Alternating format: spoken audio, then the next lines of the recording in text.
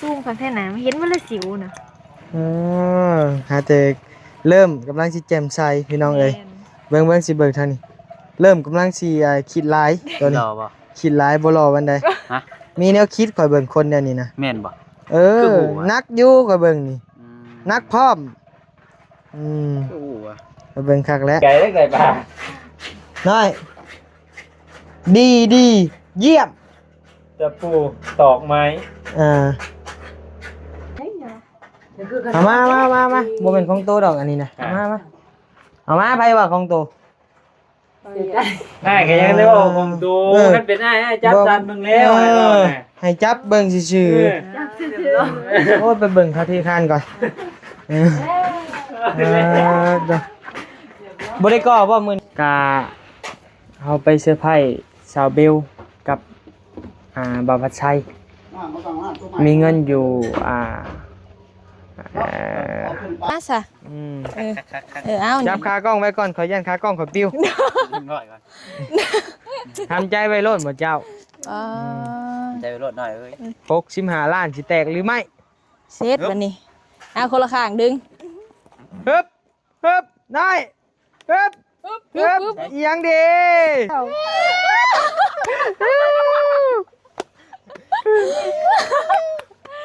ได้ใช้ซ้ำเดี๋ยวใช้ได้บ่วะได้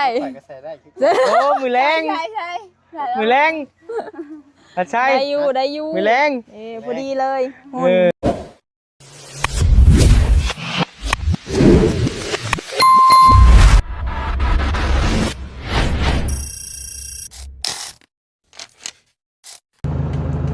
ไป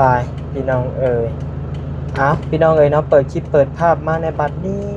จะมาพบมาพอกับบานิวอีกแล้วพี่น้องเอ๋ยเนาะอยู่ในช่อง YouTube บานิสพันธ์บุญเช่นเก่าเช่นเคยพี่น้องเอ๋ยเนาะตอนนี้นั่นก็ขอกราบทักสบายดีพ่อแม่พี่น้องเมื่อทุกผู้ทุกคนได้พี่น้องเด้อเนาะยินดีต้อนรับเข้าสู่ช่อง YouTube บานิสพันธ์บุญอีกแล้วพี่น้องเอ๋ยเนาะ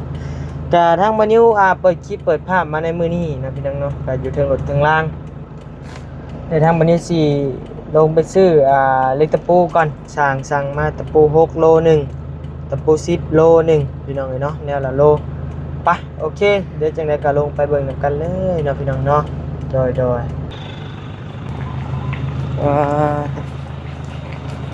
อันน่ะอ้ายเอาตะปู6กับตะปู10เฮาเนี่ยตะปู6กับตะปู10เป็นแก๊สบ่เอาเป็นโลเอาเท่าไหร่เอาโลนี่แนวละโล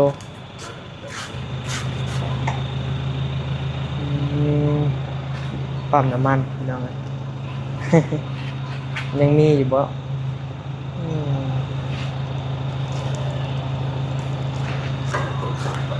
รุ่นดึกดำบรรพ์นี่หน่อยเนาะ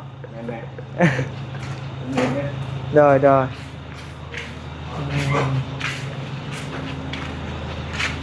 อันนี้กระทางน้ำมันตกชื่อเป็นแบบนี้เลยบ่ไว้ทางใดๆเนาะชื่อแบบนี้เนาะพี่น้องเนาะเดี๋ยวสิถามเราขายลิตรเนี่ยใดนะพี่น้องเนาะตะปู6ตะปู10แนวละโลเท่าไหร่โอเคเอา2 โลอันนี้ละโล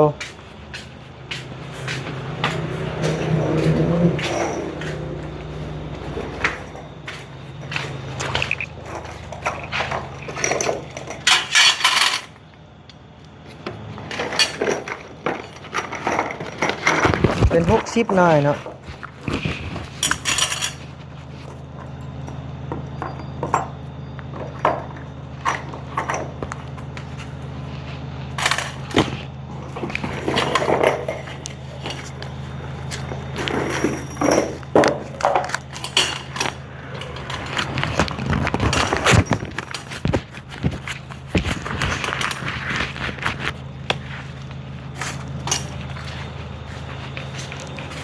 เจ้าขายลิตรเท่าไหร่น้ำมัน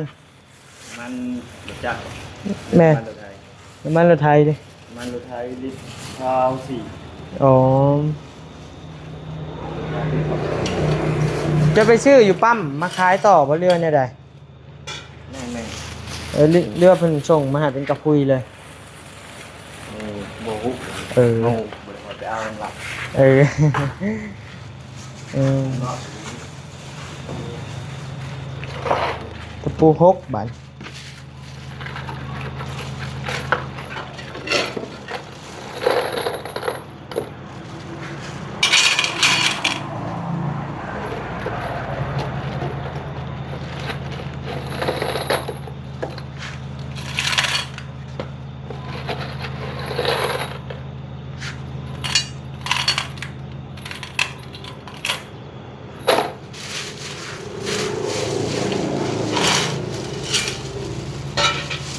เจ้าใส่แก๊สเป่าเฮาได้บ่ฮะ2อันใส่แก๊สเป่าฮะจะรู้ใส่น้ำกันเลยเท่าไหร่ฮะ 60 เอาโป้งก่อนก็ได้เดี๋ยวให้จำเอาโอเคโอเคไปได้แล้วตะปูชุบ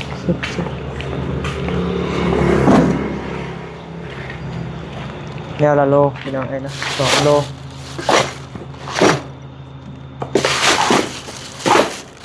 แต่เดี๋ยวมีไปจะบกขาดบกเหี่ยถามเงินทอนก่อนพี่น้องเลยไปพี่น้องเดินทางต่อบ้านเมื่อนี่ขี่รถใหญ่มากผู้เดียววันนี้ก็ได้ก็เพราะว่าแกน้ำไม่พอนะพี่น้องเลยเนาะเด็กแกน้ำไม่พอพี่น้องเลยเนาะไปมาคนเดียวเลยพี่น้องเลยเมื่อนี้เลยกับพิเศษพี่น้องอันนี้พิเศษทางแม่อยากจะดีเพิ่นนะพี่น้องเนาะตัวห่อนลิมุน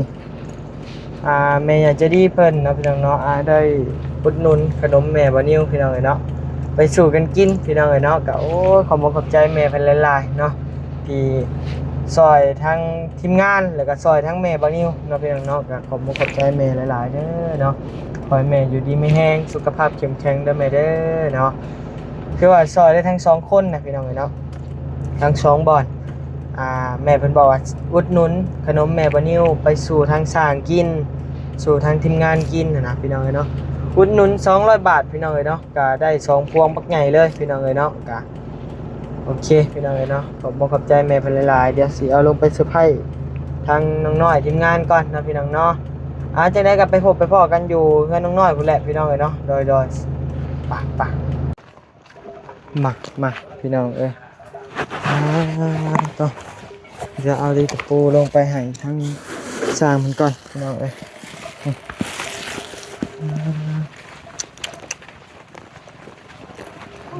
พอดขันได้แหละทั้งน่ะเฮลโลเจ้าสบายดีเด้อเฮลโลกำลังเสริมสวยอยู่เนาะซูมคักแท้หนาเห็นว่าละสิวนะ หาแต่เริ่มกำลังสิแจ่มใสพี่น้องเอ้ยเบิ่งสิเบิ่งทางนี้เริ่มกำลังสิคิดหลายตัวนี้คิดหลายบ่รอวันใดฮะมีแนวคิดข่อยเบิ่งคนเดี๋ยวนี้นะ แม่นบ่นักอยู่ข่อยเบิ่งนี่นักพร้อมคือฮู้อ่ะข่อยเบิ่งคักแล้วใส่แขนกุดมีเนาะเสือเจ้าบริษัทบ่ใส่เบิ่งขี้แห่มันน่าขยะแขยงมากเลยมีคนใดใช่เฮ้ยบ่มีบ่เอาหยอกนักปุ่มใช่มาแต่เฮิงแล้วบ่นี่มาแต่เฮิงแล้วสบงปลายโดยมาผู้เดียวบ่มาผู้เดียวหมู่บ่มานำแหมบ่ฮู้คือเราเกี่ยวจักเนาะตอนถามเลยหมู่มาเลยเฮาเลยยังแก้กีตาร์อยู่ตื่นทันทีกลับไปกินนี่แหวไปอันแป้งทางก้นนี่เครื่องร้ายอยู่งามสั่นมายากลุงจึงนั่งกินข้าวมื้ออื่นมานำกันมื้ออื่นเนาะมื้ออื่นเนาะบ่มีคนเติมน้ำมันซอยมื้อละ200,000พุ่นน้ำมันกะ200,000บ่ใครอยู่มื้อ200,000แหละมันน้ำมันลงเลยเด้ลิตรละ20เลยแต่ก็บางบ่อนเขายังมี20ไป30เด้เฮ้ยน้ำมันอันรถจักรน่ะมันเลยเนาะแย่ต่างหากลืมโดยเบิ่งอ้อนมาทางนี้ก่อนนักเลยเงียงซ้ายเงียงขวาแล้วจับกล้องกัน ตะปู6กับตะปู10บ่พ่ออ่ะแนวละโลหลายพุ่นบ่กะยามันจังบ่ซื้อหลายเทื่อมันได้เฮ็ดหลายอย่างอยู่เหลือห้องน้ำห้องในพร้อมสบายดีเด้อแนมเห็นอยู่บ่น่ะสบายดีเด้อพอสั่งดอนเอ้าคือเรามีแต่ช่องเช้านั่นมาช่องเช้านี่ก็มาสบายดีเด้อเอาเมื่อไปใส่อีกเลยฮะข้าวปลาไปยุงซะคนหมักเดี๋ยวนั้นเนาะไปแนวนั้นสิบ่มาได้มื้อนี้ถ้าทางมอต้าช่วยไปช่วยมาหน่อยแล้วว่าก่อนมอต้าช่วยไปช่วยมาเอ้าเพิ่นว่า10 โมง 11 โมงวันนี้มันกลาย10 โมง 11 โมงบัดนี้จะได้ใหญ่ขึ้นมาก่อนอันนี้ก็ทักหาเพิ่นบ่ตอบจักเทื่อก็มาแล้วว่ะจับเอาน้ำมาให้พ่อน้ำแน่นะกันเลยว่ะว่าแล้วก็น้องน้อยถามว่ามื้อใดเบานิวสิไปเรียนสิโปนเพิ่นว่าสิไปนำบ่อยากไรนี้บ่มีแผนใหม่เลยอยากไรนี้บ่ยังเพิ่นได้เล่านะเราเรียนแล้วดิวันนี้เพิ่นสิชื่อปูนว่ะไปนำบ่แปลงแล้วรถนะเบิด9,000 9,000 บาทเห็นอย่างมันนี่คือนักเด้อเปลี่ยนปั๊มเปลี่ยนอันบังแหลกขับเคลื่อนแล้วน่ะมันเด้แนวเอี่ยวมันน่ะแล้วก็เปลี่ยนลูกหมากแล้วก็เปลี่ยนลีนตอนแรกว่าเย็นหน่อยอยู่เนาะโอ้เป็นหมื่นผู้ใดไล่ลีนแม่ไล่ลีนเข้ามาเป็นหมื่นได้บัดนี้ลีนกับพันปลายเด้น้อยๆเพิ่นนั่นนี่ได้โดนใหญ่แล้วก็เลี้ยวรถหน่อยแล้วก็บูทบีทมันอีกมันหยอกมันอีกโอ้หน่อยเจ็บนะเนาะเจ็บนักหมื่นปลายพุ่นพ่อเปลี่ยนเลยได้บังแหลกนะเห็นแล้วบังหลายอย่างเดียวพี่โหเปลี่ยนบางหลายอย่างบูทเบิร์ดมันเห็นได้จักนะเนาะขี่นิ่มคักปานยังบัดนี่บ่มีย่านบัดนี่หน่อยกิโลลองได้ว่านิ่มทางเนี้ยนี่ได้เสียงตู้กิโลได้ว่าขี่นิ่มพูนไปขี่กับผู้บ่าวเจ้าผู้เอามาแล้วไปน้อยใจกันไปจักอันนี้วัวนี่ฮะแปลกนะแต่เก่าคือวัวใช่กันนี่ฮะไอ้ที่พบให้ตัวเครียดใจกันนะเป็นนั่นนี่โอ้ยดอกสิมาว่านี่ว่าเนี่ยหนึ่งมามื้อนี้ว่าเนี่ยหนึ่งเด้อเจ้าวันนี้น้อยใจแล้วบัดนี้FCแล้วสิน้อยใจเพิ่นจังหน่อยแม่เข้าแก้ตัวแม่เจ็บบ่ได้ก็จริงว่าใช่ฮะแม่ก็จริง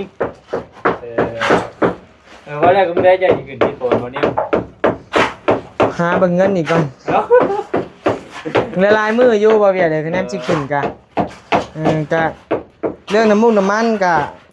เบิ่งนี่แหละเบิ่งไปก่อนกะไปกะไปบ่ได้ยังลายดอกบ้านเผาบ้านผักเฮาก็บ่เสียเด้ไปนอนอยู่ไปก็ไปแล้วเงินเดือนออกพุ่นแล้วย่านพุ่นแล้วเฮากะเจ้า4พุ่นแล้วเจ้า5พุ่นแล้วเจ้า4เจ้า5แต่ว่ายังโดนอยู่น้อยเจ้า8พุ่นแล้วทำใจได้อยู่ยังเห็นน่ะวันนี้หลายมืออยู่ไปบ่ไก่โอ้ยบ่ได้ไก่ขี่รถไปเคยไปจังเทื่อเจ็บบ่คือจังว่าไก่อ้าวเห็นว่ามันไก่เจ็บบ่ไก่บ่ไก่เพราะไก่ปลาบินตกไก่ปลาบินไก่แล้วไก่ปลาน้อยดีเยี่ยมตะปูตอกไม้เป็นยังบ่เอ้าดีเยี่ยมสิมียังบ่ได้มียังบ่ได้อยากจับบ่กองแกงเป็นอ้ายนี่ห้วยอยากสั่นมึงนะอยากสั่นเดี๋ยวงูก็สั่นเบิ่งก่อนสั่นไปเลยนั่งอยู่บนเก้าแล้วลูกบ่สั่นอย่าชมก็สั่นมึงฟังกันมึงด้วย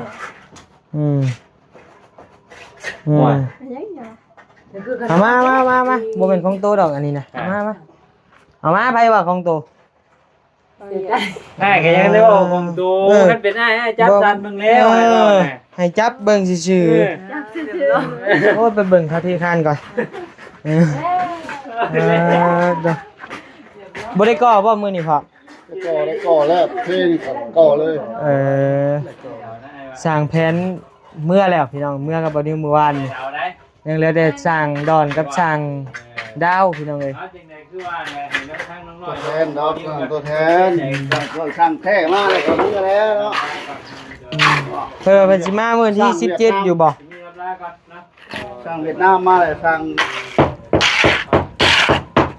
นี่ยช่างเลยช่างพร้อม ซึ่งบ่อ้าว โอเค ได้บ่ เรียบร้อยย้ายไปพุ่น2ครั้ อื ง ม เพิ่นสิตามหาเมียปฏิเพิ่นมือไปสวรรค์ แม่นเพิ่นไปสวรรค์มื้อนี้ สวรรค์ ใส่จบเลยบ่ เอาเลยเรียบร้อย แม่นี่มาพี่มาเวียดมาลีนำกันก่อนมาอาสิบอกเด้อกล่องปริศนาเด้อกะเอาไปเซอร์ไพรส์สาวเบลกับบ่าวพัดชัยมีเงินอยู่เท่าไหร่วะ65ล้าน อันนี้สิ เบิ่ง ได้ ไงจับเบิ่ง ให้พักกันยับใหญ่เด้อบัดนี้ เจ้าเจ้า เอาเป็นยังหน่อยนี่ ใช่ใช่ใช่ใช่ใช่ หน่อยนี่โอ้ยมันคือชันจริงๆนี่ ไปฉันเว้าหยอกซื่อๆเงิน60ล้านบ่ได้มีดอกเงิน มา น่ะ ด้าเอาไว้เถอะหน่อยใครแน่ที่จับได้ติ จับได้อยู่ ไปไปไป ไอ้พวกบัดนี้เพิ่นให้เขื่อนหญ้าได้ ไปไปไป ใหญ่เด้อ มาพี่มาพี่มาเปิดอยู่พี่มาเปิดอยู่พี่ โอ้ย มาน้อยเด้อบาด มาเปิดอยู่พี่น้อย เปิดกุหลาบ ฮะ ไหม ใช่มาเปิดอยู่พี่ เห็นเขาคาเฟ่เหรอ บ่แม่น เราว่างั้นที่มาร้านเขาเจ้าเจ้าเบล ข่อยจะมีเปิดเหมือน 65ล้านน้อย เย้ ตอนนั้นเซอร์ไพรส์65ล้านบัตรนี่บ่ต่ำกว่า อะไร 100 โอ้ย ขึ้นนั่งซะเวลขึ้นนั่ง นั่งกันอีกดิ นั่งแล้วเว้า มีจักคนนี่ คลิปนี้2คนสิได้แท้ คาเฟ่เหรอ 2คนสิได้ แม่มานั่งแม่ 2คนสิได้ อันนี้พูดน้ำหนักแต่ว่าได้ยินเสียง เฮ็ดบ่ตะปูตอกไม้ ดีแล้วอ่ะ บ่ต่ำกว่า ดีรีบจังนี่ 100ไม่ถึงราคานะต่ำกว่า100 บาท เอาน้อยฮอดเวลาเลยได้บัดนี้ได้มันบ่แม่นของโตกับบ่แม่นของโตลีได้หน่อย ของไผ่สับ มันสิเป็นของซาเบลกับบ่าวพัดชัยได้บัดนี้ได้ แม่นบ่ ว้ายไปสิตัว เสียใจเด้เฮา ให้ซาเบลก็ได้ โดย เอาเปิดเบิ่งเอา2คนบ่เจ้ามันสิมีหยังข้างใน คาเวลแล้ว บ่ให้น้อยเปิดมันสิมีช่วย แม่นบ่ ของคาเวล ใครเจ้าของเปิดบ่แล้ว2 สอง ค คน นเอามาซะ อืม เอา จับขากล้องไว้ก่อนขอย่านขากล้องขอปิ้ว 100ก่อน ทำใจไว้โลดบ่เจ้า ใจรถหน่อยเอ้ย 65ล้านสิแตกหรือไม่ เซตวันนี้เอาคนละข้างดึง ฮึบน้อยฮึบอีหยังดี โอ้ อีหยังอยู่ข้างในน่ะ อ๋อ คือยัง ร้อยกว่าล้านบอกแล้วบ่ต่ำกว่าร้อย หาชื่อใช้กับบ่มีบาทนี่เจ้าม ใช่นะอ่านได้บ่ บ่าวพัดไซไปเขียน คุณใหญ่เพิ่นและเขียน กันน้อง กับ เบล กับน้องเบล ให้เป่าปัชชัยกับ 2M น้องเบมเอ็ม2 ตัว2เอ็มทั้ง น้องตัวมัน เอ็ม2 ตัว ว่าหยอกกันซื่ เสื้อน้องเบลอีกตัวสีฟ้า โอ้เบิ่งดูเสื้อสีฟ้านะ เสื้ออีก อืม มันจะมาหาเดินเติบมาในเสือเนาะ โดยเสื้อยังนะเบล แท้คือฟุ้ง ปัจจัยถึกใจไปยังกันว่าแล้ว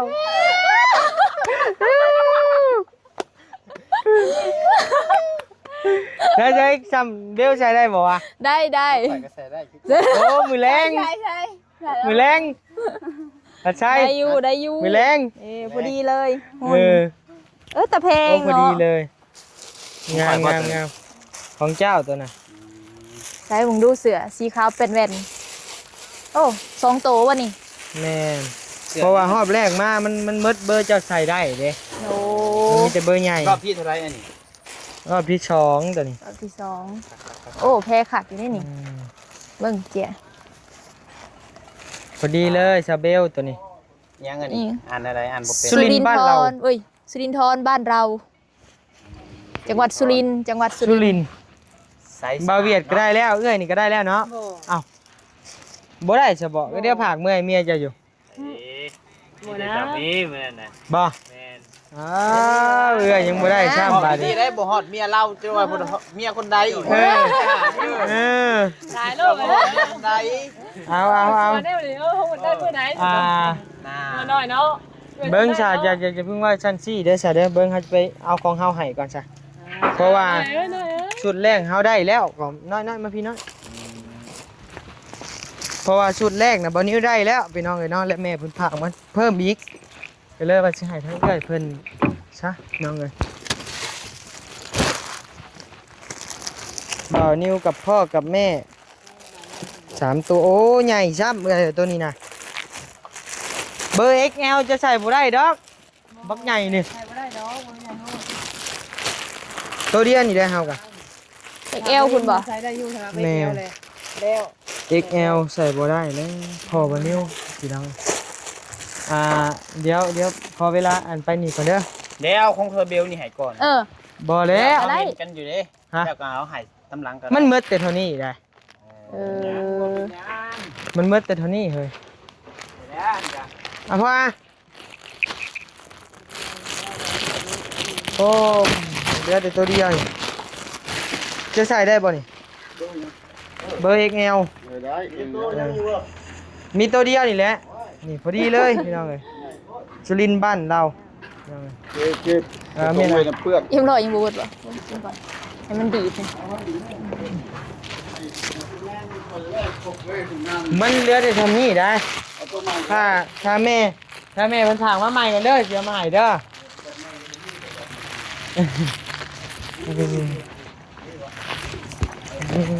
พี่น้องเรื่อยเพิ่นบ่ได้ซับเป็นจังไดงามอยู่บ่ล่ะ งาม เด็กกันนั่นก็ปั่นกันได้นี่ แม่น ไปมีจักโต ดี3ตัว สาม เบล ตัว ตัวนั้นก็ได้ให้ลาวนี่เป็นไอ้อยู่ มันก็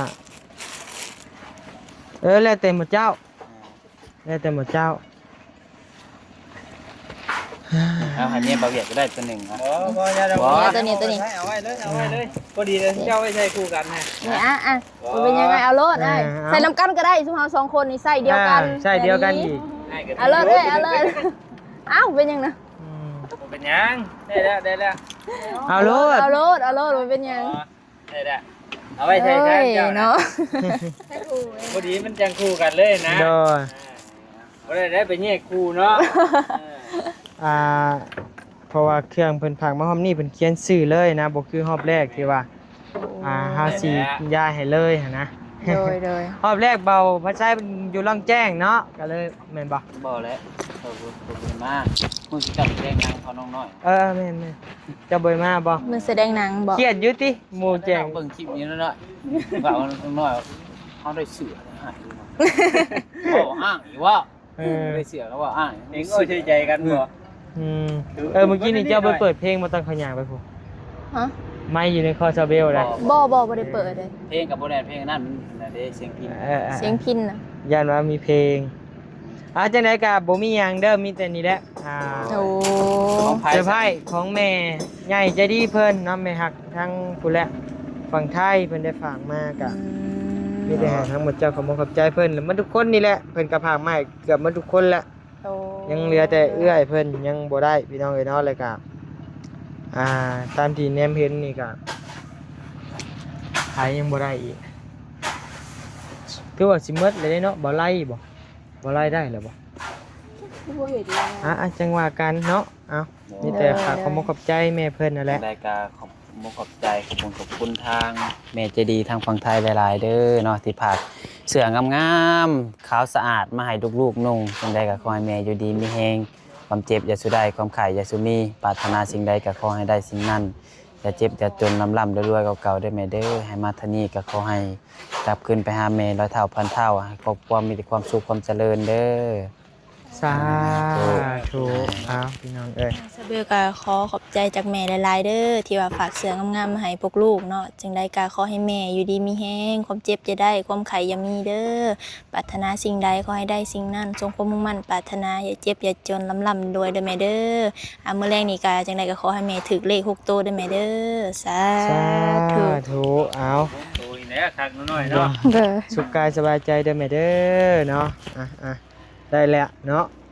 พากันกินข้าวกินน้ำแล้วบ่ทีมงาน แล้วถามหมู่ปู่แล้วบ่มาจัก อื เทื่อ เบาไล่ก็ยังบ่มาบ่ จะได้ฝากโชคน้ำมาจัน เอาเลย อย่าเพิ่งเมื่อเด้อบ่เวียดเด้อ มี อย่าเพิ่งเมื่อว่ะ โอ้เรามีเมนูเด็ดแล้วอ่ะ เด็ดซำใดเฮ้ย แบ่งมาแต่ เฮากินได้อยู่บ่เลย จังหวะ เออเฮากินบ่ได้แปลว่าบ่เด็ดคือเก่าเลยติ พักอีตู้มาคักๆไป เออ เน็ตบ่เด็ดก็ถ้าเบิ่งนี่แหละเป็นลายใบอยู่ หลายใบวะ ฮะ โคตรเจ๋งเลย หลายใบอันเลย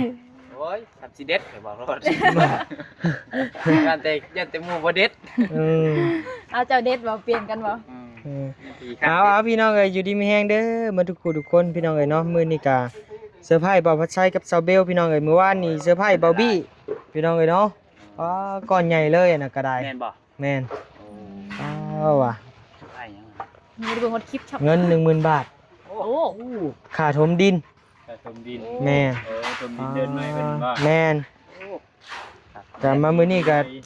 เซอร์ไพรส์กล่องใหญ่เลยมื้อนี้ก็ได้พี่น้องเอ้ย ต้ เนาะ องง่ายมือนี่ โดยเอามื้ออื่นสิเซอร์ไพรส์ไผอีกเนาะพี่น้องเนาะหรือว่าจังใดก็เบิ่งก่อนมื้อแรง ข่อยก็มีกันหมู่แรงนี่ ฮะมีบ่ มีเฮาก็มี เฮาบ่ จักสิไผไผอยู่ดนก็สิมี โอ้เฮาจิมื้อ8-9 โมงพุ่นซะ น้อยนะเมิดแล้วหน่อยแผ่วแล้วตัว นี่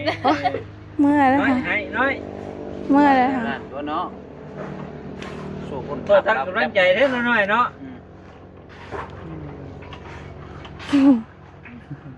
มายิ้ม ว่าเลยเคยว่าหยอกกันเลยจะปล่อยอยู่แล้วน้อย เลย ไปพี่น้องเอ้ยอยู่ดีมีแฮงเด้อว่าหยอกหัวมวนกันพี่น้องเอ้ยเนาะจะถือสากันได้พี่น้องเอ้ยเนาะไปสบายดี เลย